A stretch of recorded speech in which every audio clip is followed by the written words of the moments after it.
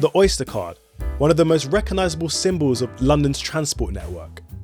Since it launched, over 86 million cards have been issued, and for a while it changed the way Londoners travel. But with contactless payments and phone wallets taking over, does the Oyster card still have a future? In this video we'll discuss the rise, fall and possible future of London's beloved blue card.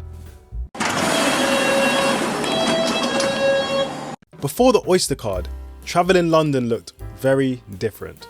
For decades, people used paper tickets to get around. They worked at first, but as passenger numbers grew, they became an outdated and slow way of paying for travel. So TfL needed a way to speed up journey times, cut queues, and reduce ticket office transactions, all while being a bit more environmentally friendly. So they put their heads together and they came up with the idea of a smart card. Believe it or not, the idea of a smart card in London goes all the way back to the 1980s. There was even an early test of this new technology on bus route 212 in 1992. And a full launch in Harrow in 1994, called the Smart Photo Card and advertised as the new passport to Harrow's buses. It only lasted a couple of years, but the concept was proven a success, as it would later become the Oyster card that we know today. Fast forward to 2003, and the Oyster card finally launched. At first it had limited features, but it quickly became the key to getting around London. Even the name had a story behind it. The name Oyster was chosen as it was meant to symbolise your money, being the pearl, safely secured in the hard shell of an oyster.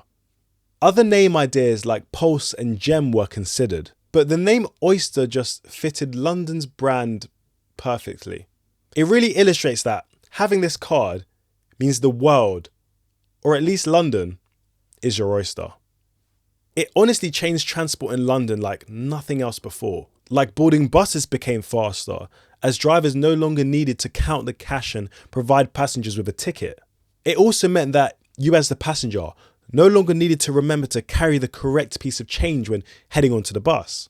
The introduction of the Oyster meant it even offered cheaper fares, like the £1 all-day tram fare, to incentivise people to get an Oyster card. But what was stopping its full potential was national rail operators. It was great being able to use the Oyster card on TfL services, but it made it a bit awkward if your journey required you to be on a national rail train, meaning you had to buy a ticket, and then go on a TfL service where you're allowed to use an Oyster card. But after a bit of a push and incentivising to get them on board, in 2010 the Oyster card finally started expanding onto national rail services in Greater London. That's when it truly became London's universal travel card. And by 2012, around 80% of public transportation journeys in London were made using an Oyster card. This shift to Oyster cards didn't come without its negatives, as it led to fewer ticket offices than before and a more digital transport system, which isn't great for people that aren't technology savvy. Okay, all this discussion about the Oyster card, but how does it actually work? You can buy one online at most TfL run stations and at some convenience stores. You can then top it up at ticket machines, some convenience stores and the TfL Go app. And you can even set up auto top up, which automatically tops up your Oyster card when it goes below a threshold. And I think the threshold is £20. Inside the card is a tiny chip developed by Cubic Transportation Systems, and it communicates with the card readers every time you tap in and tap out.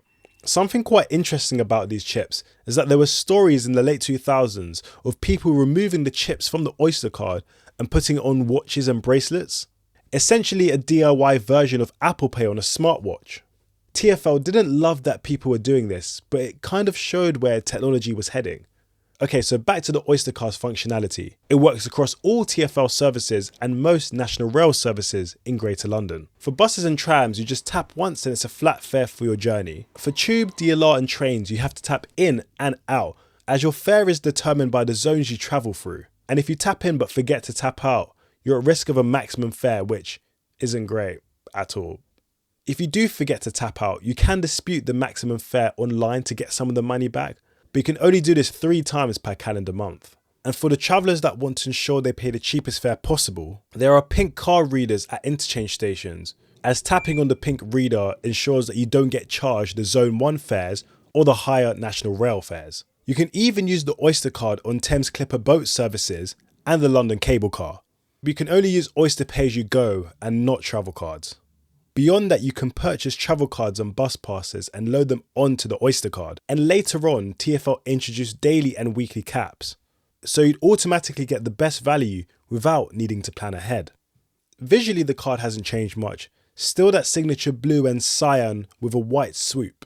Additionally, there are many special edition versions. These are released in limited stock during special occasions, such as the 2012 Olympics, the 150th anniversary of the Tube, and the Elizabeth line opening. All of these and more are popular collector's items. So I actually had, emphasis on had, Elizabeth line Oyster card. I got it on the first day when the Elizabeth line opened on the 24th of May 2022.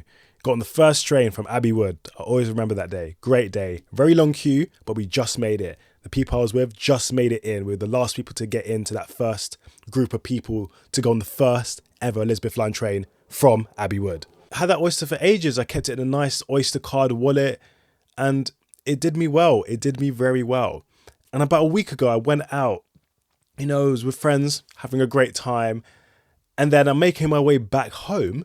I fill my pockets and there's no Oyster card. So as one does, you kind of just like scurry around, you're looking around, seeing if you dropped it around, searching different places and whatnot, and it was nowhere to be found. It actually really hurt. It really hurt my feelings. I really was upset because I was like, I got it on the first day, it wasn't just a regular Oyster card, it was a special Elizabeth line Oyster card, and there weren't many of them in comparison to the regular Oyster card. So I thought I had a real attachment to this Oyster card. I have another Oyster card, I have a regular one, but it just isn't the same, man. It isn't the same. And as you can probably tell, I'm still not over it. So there's the main Oyster card, the special edition Oyster cards, and then the Oyster cards used for different types of passengers, such as the Zip Oyster card, Student Oyster card, Staff Oyster card, Police Oyster card, 60 Plus Oyster card, and Visitors Oyster card.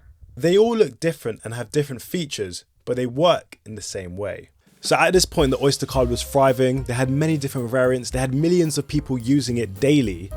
What happened? Well, the beginning of the end came in the late 2000s. In 2007, TfL and Barclaycard collaborated and launched the One Pulse credit card, the first card in the UK to combine the features of a credit card and an Oyster card. It was the start of contactless travel. And then by 2012, buses started accepting contactless payment. By 2014, the entire London network did. And by 2016, you could use your card via your phone or smartwatch to pay. Without a doubt, TfL paved the way, being one of the first transport authorities in the world to accept contactless bank card payments.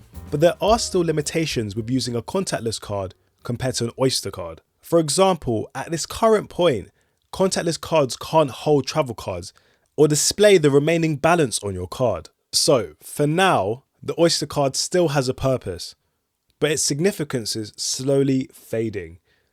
But can that be changed? Here's what I think can be done to shift the Oyster card's decline. So look, contactless isn't going anywhere, and people are increasingly relying on Apple Pay and Google Pay and not even bringing their physical cards out anymore. So what if TfL introduced a digital Oyster? So it'll be a virtual card on your phone that you can top up via the TfL Go app or via your phone wallet. So it will combine all the benefits of an Oyster card, such as caps, being able to add travel cards and rail cards, with the convenience of having contactless payment from your phone. So TfL may lose some revenue from moving away from the physical card, but they'd keep valuable travel data whilst adapting to the new way people travel. What inspired this thought was my time in Japan, where they have a similar system called the Suica card. So you can top it up with your phone's wallet and tap in just as you would with a contactless or Oyster card. Another thing the Suica card does that TfL could take and implement onto the Oyster card is the ability to pay for items in convenience stores. It just allows for a more broad use case. But yeah, if the Oyster card's going to survive the next generation, I feel like this will be the main or only way it can evolve. So yeah, the Oyster card, it changed London forever. It made public transport in London faster, smarter, and better connected. But as time moves forward, its usage is slowly decreasing for more efficient and modern technology. But what do you guys think? Should TfL keep the Oyster card alive and evolve it? Or should they just let it go completely? Anyways, Thanks for watching, and I'll see you in the next one. So London's Oyster card comes in a nice bright blue, or many special options for the chosen few. No ticket office is needed, making it more efficient, that's true, but it's taken away the human interaction that comes from waiting in that queue.